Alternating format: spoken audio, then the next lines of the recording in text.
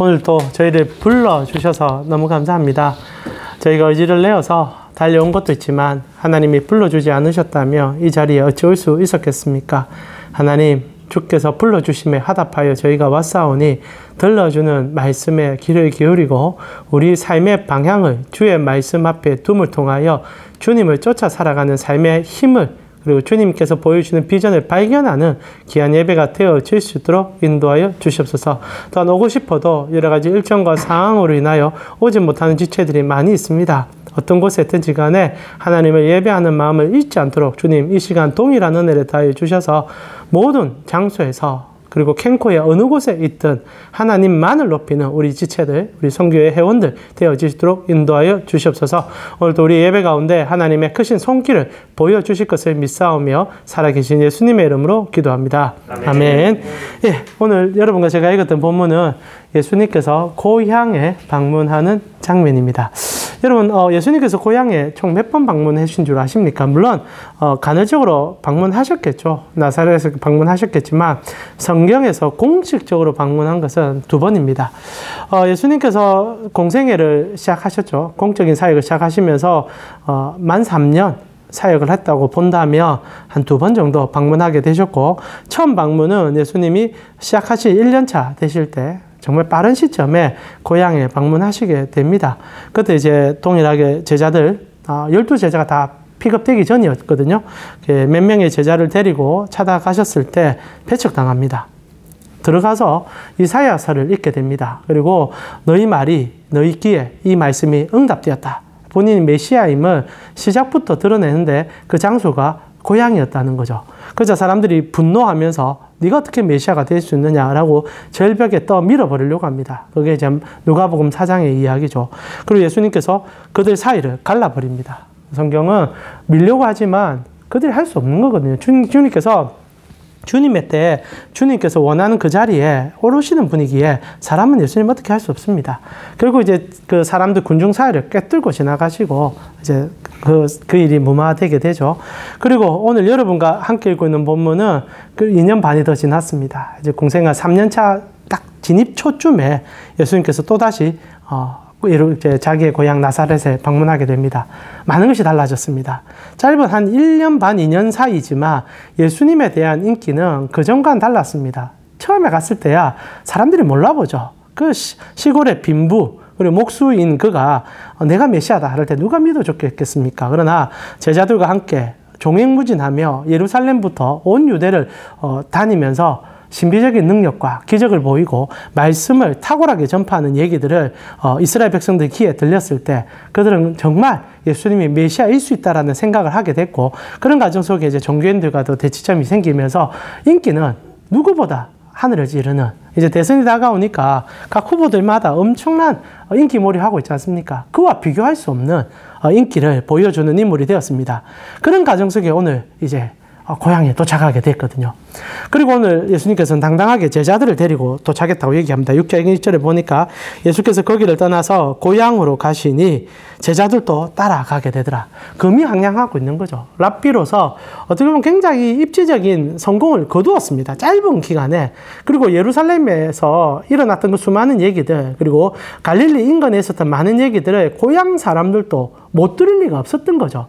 그리고 예수님이 방문했을 때 고향 사람들이 이전과는 다른 분위기에 형성된 모습을 보여줍니다. 해당에 들어갔습니다. 랍비가 예수님을 인정하지요. 오늘 본문에 2절에 이렇게 되어 있죠. 안식일이 되어 해당에서 가르치시니 말한 사람들이 듣고 놀랐다. 가르침을 허락했다는 거죠. 이전에 처음 방문했을 때는 말씀을 읽었던 것이 전부였습니다. 당시 해당에서 글자를 이제 좀 읽을 수 있는 사람들 속에, 이제 예배를 랍비가 이제 진행을 하면요. 이제 우리가 알다시피 성경 구절을 그냥 꺼내냅니다. 무작위예요. 꺼내내며 그날 이제 준비된 사람들 중에 이제 읽게 만듭니다. 그날 예수님께서 선택이 된 거죠. 놀랍게도 이사야 61장 말씀을 뽑아서 읽게 만들었다는 거죠. 하나님의 전적인 섭리였습니다. 근데 이번엔 달랐던 거죠. 이제는 설법을 해달라고, 설교를 해달라고 설법, 이름 표현 안 쓰죠. 최근에 스카타니를 지나다 보니 말이 좀 이상해집니다.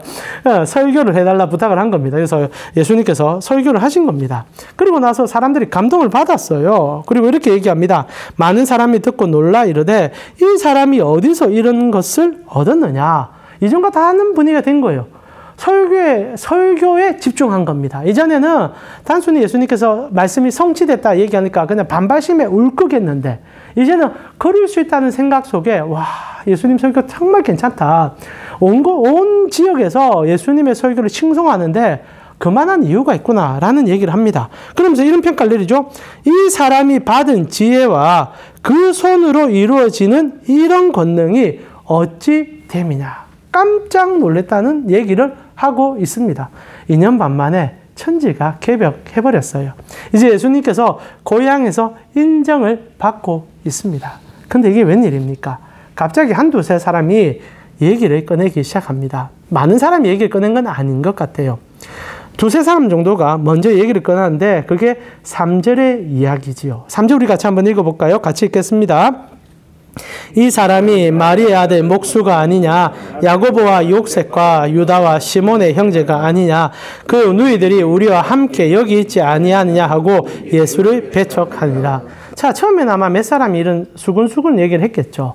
근데 이 얘기가 그 무리를, 나사렛에 사람이 몇이나 있었겠습니까? 그 시골인데, 그래 많은 사람이 많아도 한 몇백 명 됐겠죠. 그 중에 한 10명, 많아야 한 20명 정도가, 그리고 해당에 참석한 사람이 몇이나 됐는지 알 수 없지만 소수의 사람이 얘기를 꺼냈는데 이게 나사렛 전체의 의견이 되어버렸다라고 얘기합니다. 그들이 하는 얘기가 뭡니까? 진짜 잔인한 얘기를 꺼내기 시작해요. 처음에 무슨 얘기를 하냐? 마리아의 아들이 아니냐? 마리아의 아들이 아니냐? 그리고 두 번째, 목수가 아니냐? 그리고 형제들의 이름을 이렇게 나열하면서 우리와 함께 있었던 사람이 아니냐라고 얘기하고 있다라는 겁니다. 여러분, 이 표현들이 너무너무 잔인한 인간의 본성을 보여주죠. 예수님의 설교에 대하여 사람들이 인정했습니다. 탁월하다. 저런 해석을 누가 할 수 있느냐? 근데 그 놀라움의 은혜에 잠식되기 전에 그들의 제일 먼저 입에서 터져 나온 말은 마리아의 아들이잖아 라는 얘기였죠. 여러분, 마리아의 아들이라 부름받는 것을 여러분 어떻게 느껴집니까? 여러분, 구약성경이나 신약성경을 많이 읽어보셨겠지만 어떤 사람을 지칭할 때 그 부모의 이름으로 부르는 경우가 있습니다. 아니, 부모가 아니라 부의 이름으로 부르는 경우들이 있습니다. 아시다시피 보통 아버지의 이름으로 부르지요. 잘 알다시피 성경의 여러 부분에서 아버지의 이름을 붙여가지고 불러주는 경우들이 제법 됩니다. 그런데 오늘 예수님에게는 아버지의 이름을 호칭하지 않았다는 거예요. 나사렛에서 아버지가 요셉이 평생도록 일했습니다. 조금 일찍 돌아가신 것 같아요. 그리고 홀어머니를 예수님부터 해서 나머지 동생들이 봉양하면서 이제 아버지의 유업을 받아들여서 목수의 일을 했던 것 같습니다. 근데 말입니다. 요셉의 이름은 지우고 마리아의 이름을 서론하고 있다라는 거죠. 여러분, 왜 고향 사람들이 마리아의 아들이라 불렀을까? 우리는 두 가지를 유추할 수 있습니다. 첫 번째는 보통 그 시대에 가부의 자녀라는 것은 좋은 이름, 좋은 명칭보다는 그 시대에 가장 안 좋은, 그리고 좋지 않은 뉘앙스의 이름이었죠. 그런 가정 속에 지금 고향 사람들이 과부의 자식이 이런 얘기를 할 필요가 있냐? 우리에게 어떤 가르침을 줄 만한 능력이 되냐? 이런 얘기를 하고 있는 것 1차적으로 생각할 수 있습니다. 그런데 여기는 더 잔인한 얘기들이 들있죠. 두 번째로, 왜 어머니의 이름만 명칭했는가? 고향 사람들 사이에 수근수근거렸던 옛날부터 예수님에게 꼬리표처럼 붙어있었던 얘기가 있었던 것 같습니다. 여러분 잘 알다시피 예수님께서 탕생 설화는 아니죠. 탕생의 이야기 중에 아시다시피 성령으로 잉태하셨지 않습니까? 명백한 사실입니다. 그 과정 속에 요셉과 마리아가 갈등하고 고민한 흔적이 누가복음에 잘 묘사가 되어 있습니다. 마리아가 이제 요한의 어머니를 찾아가죠. 그리고 씨를 읊으면서 주님께서 나를 선택해 주심에 대해 기뻐합니다. 그런데 요셉이 얼마나 갈등했는지 모릅니다. 어떻게 나하고 약혼한 여자가 임신을 할 수 있는가? 근데 그때 이제 가브리엘이 찾아와서 성령으로 잉태했으니 데려와 함께 해라 라고 얘기하죠. 그리고 이제 그 말씀에 순종해서 둘 다 대단한 결단을 한 겁니다. 그런데 그 과정 속에 주위의 사람들은 모릅니다. 두 사람 사이의 일이었지만, 그러나 이게 좀 이상하다는 것은 알고 있었을 것 같아요. 마리아가 갑자기 예루살렘에 내려가 요한의 어머니를 만나기도 하고, 그리고 나아가서 요셉도 굉장히 고뇌하고 갈등하다가 내려가서 데려오는 모습들, 그런 과정 속에서 사생아가 아닌가라는 얘기들이 꼬리표처럼 붙어 있었던 것 같습니다. 두 사람은 부인했을 것 같아요. 요셉과 마리아는 너무 명백하게 하나님의 은혜임을 알았습니다. 그러면 이 일에 대해서 함구했겠죠. 그러나 이런 정황들에 대하여 말을 하기 좋아했던 고향 사람들, 이런 고향이 참 좋은 곳이기도 하지만은 우리의 치부를 너무 잘 아니 가고 싶지 않은 곳 또한 고향이 될 때가 있지 않습니까? 여러분, 명절이 되면 집에 가면 좋으십니까? 전 좋습니다. 저희 부모님 만나 뵙고 우리 가족들 만나 뵙고 친척들 만나면 참 좋습니다. 근데 너무너무 힘들 때가 있습니다. 살 빼라 얘기를 할 때. 제 나이 이제 50이 다 됐는데 어머니께서 보면 첫 마디가 얘야 또 운동 안 했지? 참, 물론 이제 어머니가 하시는 얘기고 당연히 들어야 되는 얘기지만은 이게 참 좋은 얘기는 아니죠. 그렇다면 이제 우리 자녀들이 뭐 깨깨거립니다. 아빠 또 듣는다 이런 얘기를 한단 말입니다. 이걸 불거지죠. 이런 수준의 이야기면 괜찮은데 지금 예수님을 향하여 고향 사람들이 사생아 아니냐, 과부의 자식이, 이런 얘기를 하고 있다는 겁니다. 얼마나 잔인합니까? 나아가 목수의 아들이라는 얘기를 하고 있는 거예요. 무슨 얘기입니까? 당시에 목수라는 직업은 물론 노동의 가치를 예수님께서 삶으로 살아냄을 통하여 우리에게 노동의 귀함을 보여주신 삶의 여정입니다. 그러나 더 중요한 것은 당시에 목수라는 직업은 계급사회였었으니까 하층민이 하는 일이었거든요. 그런데 예수님께서 그 목수의 일을 했기 때문에 사람들 입장에서는 이렇게 표현하면 좋을 것 같아요. 여러분 동네마다 철물점 있지 않습니까? 철물점. 요즘은 뭐 철물점 이런 게 없는데 옛날엔 철물점 김씨 하면은 동네에서 뭐 김반장처럼 무슨 일이 있어도 불러가지고 돈 조금 지어주면 고쳐주는 그런 아저씨들이 한 분씩은 있었습니다. 딱 그 느낌인 거죠. 우리가 돈 몇 푼 주면 우리 집 와서 화장실도 고쳐주고 돈 몇 푼 주면 뭐 전등도 갈아주고 그랬던 그 애가 우리한테 설교를 한다고? 이 많은 짓이야! 라는 얘기가 몇몇 사람 입에 튀어나왔죠. 그리고 나서 형제들의 이름을 얘기하는 이유가 뭡니까? 결국은 네 해봤자 코 찔찔 흘릴 때부터 우리하고 같이 있어놓고 기껏 한다는 게 우리 가르치는 행동이야? 라는 얘기가 튀어났다는 겁니다. 참 안타깝게도 지금 예수님께서 하나님 나라의 복음을 선포하고 있는데 학연, 지연, 그리고 뭐가 또 있을까요? 학연, 지연, 혈연의 굴레가 예수님을 부여잡고 깎아내리는 일에 쓰고 있다는 겁니다. 이게 참 하나님의 나라에 걸림돌이 되는 경우가 너무 많다는 거예요. 이런 학연, 지연, 혈연, 이거 우리가 좀 떨쳐버리고 정말 날 것 그대로 주의 말씀 앞에 서면 좋은데 잘 안 돼요. 잘 안 돼요. 교회가 이것에 사로잡혀 있습니다. 최근에 우리 회장님께서 이제 안수 집사님 되셨다고 오늘 저에게 얘기를 해주십니다. 회장님 안수 집사님 되신 거 보니까 참 감사하다 생각이 듭니다. 제가 알기로는 중앙교회는 그런 부분에서 좀 자유롭고 참 감사한 부분들이 있는데 많은 교회들을 보게 되면 안수 집사님도 그렇고 장로님도 그렇고 학연, 혈연, 지연 부분에서 벗어나기가 쉽지 않습니다. 그분의 신앙으로 중직자를 세우는 경우가 잘 없더라고요. 선거를 시작합니다. 내가 얼마나 많은 사람들과 친분이 있는가. 나아가 내가 그 사람이 어떤 직장에서 어떤 직급을 갖고 세상에 어떤 힘을 가지고 있는가가 교회에서 중직을 주는 가장 큰 역할을 하는 거 부정할 수가 없다는 거죠. 그리고 우리가 사람을 세울 때 하나님의 말씀과 하나님 나라의 가치보다는 그 사람이 손에 쥐고 있는 것으로 그 사람의 역할들을 지정해 줄 때가 많다는 겁니다. 직장에서는 그럴 수 있습니다. 인간관계는 그럴 수 있습니다. 그러나 교회, 하나님 나라는 그래서는 안 된다는 거죠. 아래부터 위까지 혈연, 지연, 학연에서 자유롭지 못하다는 거 여러분 잘 아십니까? 제가 개척을 했습니다. 왜 개척했는지 아십니까? 혈연, 지연, 학연이 없기 때문입니다. 냉정하게 얘기해서. 저는 목회를 하면서 아시다시피 저희 부모님이 믿지 않는 가정에서 제가 혼자 신학을 했었습니다. 그리고 혼자 지금도 싸우고 있습니다. 부모님을 교회에 데려오고 예배를 드리지만 여전히 믿음이 잘 안 생기더라고요. 최근에 동생을 또 교회 초대해서 예배를 드리게 함께 했습니다. 그러나 또 동생은 절밥 먹은 얘기만 저에게 하더라고요. 속에서 막 불이 올라옵니다. 저에게는 아무것도 없었어요. 그러다 보니까 사실 담임 목사 자리에 가려면 혈연, 지연, 학연이 굉장히 중요합니다.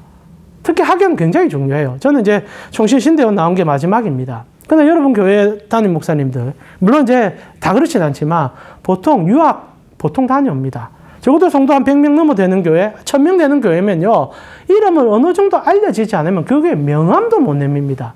최근에 부정교회에서 이제 담임 목사님 드디어 뽑히더라고요.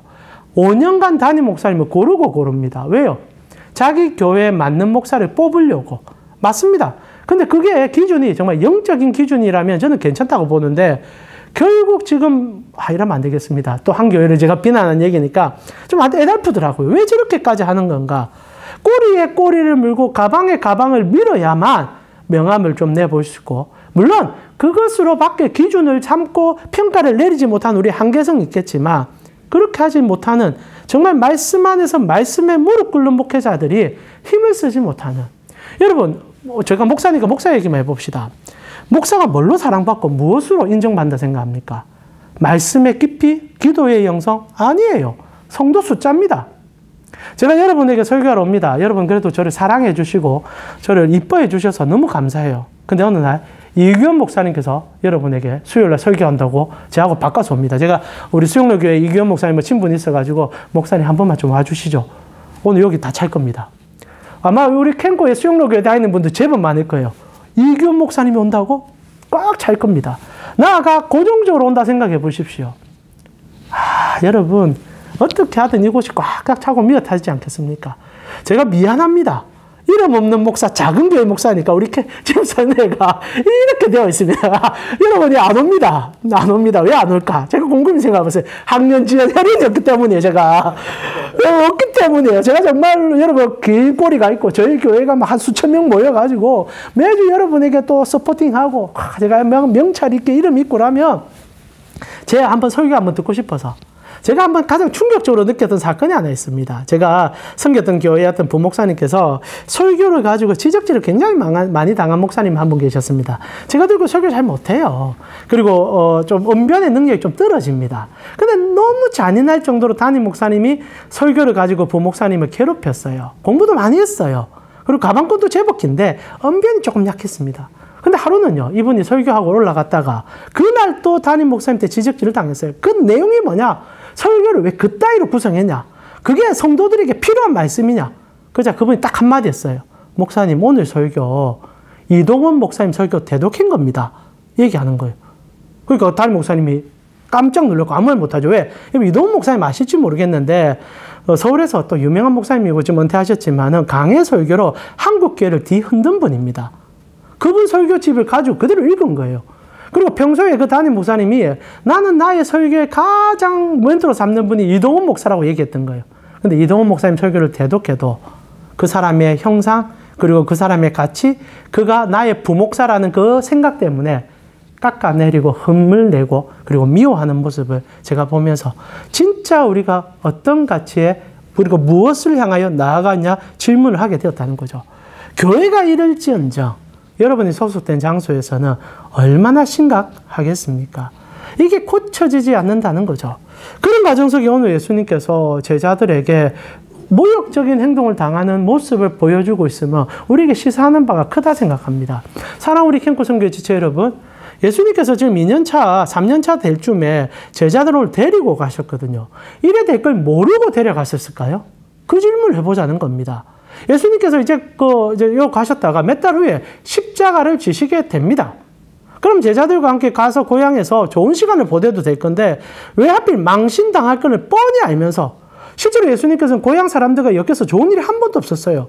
방금 말씀드렸지만 1년차 때 가자마자 절벽에서 떠밀릴 뻔했고 한 2년차 초반쯤 됐을 때 고향 사람들이 개떼같이 몰려와서 마가복음 4장에 나온 얘기입니다. 찾아와서 제발 이제 그딴 짓 하지 말라고. 귀신 들려도 제대로 들려라고. 막 그런 소리 하면서 부모님하고 형제들까지 데리고 와서 예수님 끄집어내려고 했던 적도 있습니다. 다 아는 얘기예요. 그런데도 찾아갔습니다. 왜요? 이게 교회니까. 이게 성도니까. 성도됨은 눈에 꺼풀 그리고 환경의 여건에 주눅들지 아니하고 그 사람 본질과 대면하여 그 사람을 높여줄 수 있는 힘이기 때문이라는 사실이죠. 그래서 예수님께서 이 땅에 올 때 구유에 나셨습니다. 목수를 선택하셨어요. 그리고 가장 비참하게 십자가에서 죽어주셨습니다. 왜? 가장 낮아지셔야만 우리를 높여줄 수 있으니까. 오늘 예수님께서는 너무 잔인한 일을 본인이 경험함을 통하여 제자들과 우리에게 묵묵히 전달합니다. 너희는 무엇을 소망하여 주님의 교회에 무엇을 소망하여 나를 쫓고 있느냐. 사랑하는 우리 캠코 성교회 지체 여러분, 하나님의 은혜가 드러나는 말씀의 강해 속에도 우리가 학연, 혈연, 지연에 눈이 멀어서 그 말씀을 폄하할 수 있고 그 말씀에 현혹될 수 있다며 우리가 어느 말씀에 어떤 환경에 온전히 설 수 있겠습니까? 그래서 여러분 고맙죠? 작은 교회 이름 떴고 학력도 떨어진 제가 와서 여러분에게 설교를 해주고 있습니다. 전혀 고마워하지 않으시군요. 참 얼굴 빨개지고 부끄러워집니다. 여러분 그러나 참 감사하다고 생각합니다. 이렇게 여러분과 말씀의 교제를 아무것도 없이 나눌 수 있다는 것 자체가 하나님이 정말 여러분을 붙잡고 있는 그 증거가 아닌가 또 생각합니다. 여러분 이곳에 온 것은 말씀이 듣고 싶어 온 거 아닙니까? 그 깡목사라는 꼬리표, 어떤 제가 하려는 인맥과 혈연과 지연이 있기 때문이 아니라 정말 저 사람이 그래도 하나님 말씀을 전하려고 노력은 하더라라는 것 때문에 와줬다고 생각합니다. 그렇다면 그 마음을 지키시고 여러분의 직장 안에서 그 마음대로 살아주십시오. 여러분의 직장 동료를 볼 때, 그 사람과 함께하는 여러분의 교회의 어떤 사람을 볼 때 껍데기에 현혹되지 마시고 영혼을 사랑하여 끝까지 찾아가 주신 주님의 사랑으로 품고 다가가고 안아주심으로 아름다운 하나님의 나라를 이룰 때 그곳에서 여러분이 경험하지 못한 행복과 은혜와 그 깊이가 요동칠 거라 생각합니다. 이제 우리 같이 한번 기도하면서 주님께 나아갔으면 좋겠습니다. 참 많이 속습니다. 안 속을 수밖에 없죠. 안 속을 수가 없죠. 다 속을 수밖에 없죠. 세상이 그만큼 우리를 그렇게 끌어가고 있습니다. 그래서 주님이 정말 죽어줄 수밖에 없었다 생각합니다. 개선이 될 수 있었으면 왜 하나님이 죽어야만 했겠습니까? 개선이 되지 않으니까. 그래서 여러분 절대 세상을 보면요, 여러분은 하나님을 쫓을 수가 없어요. 그래서 여러분 오늘 좋은 선택을 하셨다 생각합니다. 오직 주님을 바라볼 때, 주님 앞에 설 때, 그 십자가에 달리신 주님을 앙망할 때 우리의 본연의 모습과 그리고 내 옆에 있는 사람을 그 사람의 모습으로 인정하고 사랑할 수 있는 힘이 생기기 때문입니다. 이 시간 주님 당신 앞에 섰사오니 당신 나를 바라봐주는 그 눈으로 나도 세상을 바라보고 내 직장 동료를 바라보고 내 교회 사람들을 바라보고 내가 함께하는 가족과 내 사람들을 바라볼 수 있는 은혜의 눈으로 나를 바꿔주셔서 나도 행복하고 너도 행복하고 우리 모두가 주님의 가치로 행복한 그 삶을 내가 이루어갈 수 있도록 나를 사용하여 주시옵소서. 이 시간 우리 소명을 받으신 여러분의 사명을 가지고 하나님 앞에 기도하면서 나아갔으면 좋겠습니다. 함께 기도드리겠습니다. 하나님 감사합니다. 오늘도 우리 사랑하는 캠코 성교의 지체들과 함께 주의 말씀에 배어 달려서 주님 앞에 더 달려갑니다. 하나님 우리가 정말 주님 앞에 세워져 그리고 주님의 은혜 가운데 달려가 하나님의 능력과 은혜 가운데 서 있사오니 주여 우리 사랑하는 지체들이 오늘 또 허울과 그리고 가식과 그리고 속임에 잠시 벗어나 예배드리러 왔습니다. 하나님 정말로 모든 것을 껍데기로 치장하여서 그 화려함을 가지고 우리를 현혹하는 세상 속에 본질을 볼 수 있고 나 자체를 사랑하고 내 연약함도 안아주신 예수님을 오늘 예배 가운데 만났으니 그런 눈을 가지고 내 동료, 내 사랑하는 사람들 그리고 나아가 나를 접하는 모든 사람들을 볼 수 있는 힘이 오늘 생기기를 기도합니다. 그래서 아버지 평가를 함께 내므로 잔인한 칼을 서로 댐으로 상처받는 세상에 사는 우리가 아니라 정말 품어주고 안아주고 예수 그리스도의 사랑 안에 들어가 세상이 살만하구나, 세상이 사랑으로 가득할 수 있구나라는 소망의 꿈들이 되어 주님 앞에 나아갈 수 있는 우리 직원들 되어질 수 있도록 인도하여 주시옵소서. 주님 감사합니다. 예수님께서 제자들을 데리고 망신당할 것 다 하면서도 그 제자들을 그 자리에 이끌어 그분이 모욕당하는 모습을 보여주며 내가 학연, 혈연, 지연 때문에 망신을 당하지만 이들을 위하여 내가 죽어줄 것이란다. 너희도 나를 바라보고 거기에 현혹되지 말고 본질을 보므로 사람을 사랑할 수 있는 환경을 이해할 수 있는 그래서 주님 나라를 이끌어 갈 수 있는 너희가 되어지길 바란다. 그 음성이 오늘 우리에게 들렸습니다. 우리 또한 우리의 직장에서 우리의 환경에서 하나님을 쫓음으로 하나님의 눈으로 세상을 보는 잔인한 비교의 칼날과 성취로 인하여 잔인하게 누르는 환경의 그 억압 속에서 같이 올라가려고 하는 게 아니라 오히려 내려놓음으로 인하여 하나님이 주시는 그 풍성함을 나의 직장에서, 가정에서, 그리고 만나는 모든 사람 속에서 누리고 보이고 경험할 수 있는 우리 직원들 될 수 있도록 인도하여 주시옵소서.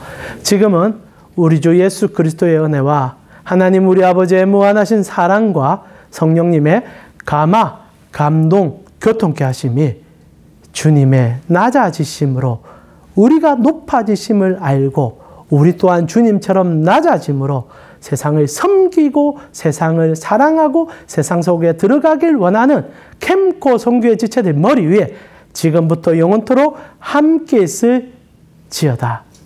아멘. 주님의 은혜로 나아가시길 기도합니다.